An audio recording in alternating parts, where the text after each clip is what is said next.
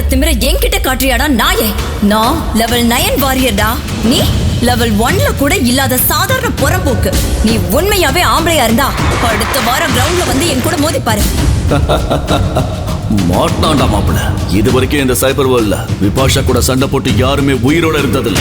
விபாஷா ஃபைட்டுக்கு கூப்பிட்டவன் தான் நம்ம ஹீரோ அகிலன். அகிலன் ஒரு சாதாரண குடும்பத்துல இருந்து வந்தவன். அவங்க அப்பா இறந்ததுக்கு அப்புறம் அவன் சித்தப்பா செஞ்ச துரோகத்தினால கையில ₹1 கூட இல்லாம வீட்டை விட்டு வெளியில அனுப்பப்பட்டான். அவனோட அம்மா உயிரையும் அவன் சொந்த வீட்டையும் காப்பாத்த அவனுக்கு ₹3 கோடி பணம் தேவைப்பட்டுச்சு.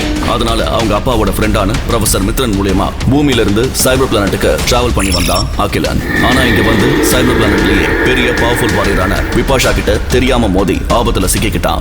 விபாஷா ஒரு சேலஞ்ச் பண்ணிட்டானா அதை மாத்த எந்த கொம்பனாலையும் முடியாதுன்றதுதான் இங்க எழுதப்படாத விதி. நீ என் கூட சண்டை போட்டுதான் ஆகணும்.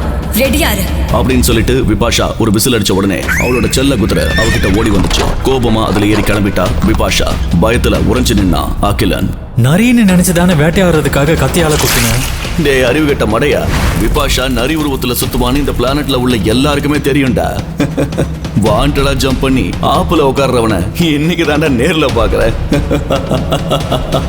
ஆமா, நீ அவ கூட சண்டையில கலந்துக்கலானாலும் உன்னை சாகடிச்சிடுவா. முழு வீடியோவை பாக்கெட் FM தமிழ் யூடியூப் சேனலில் கண்டு மகிழுங்கள்.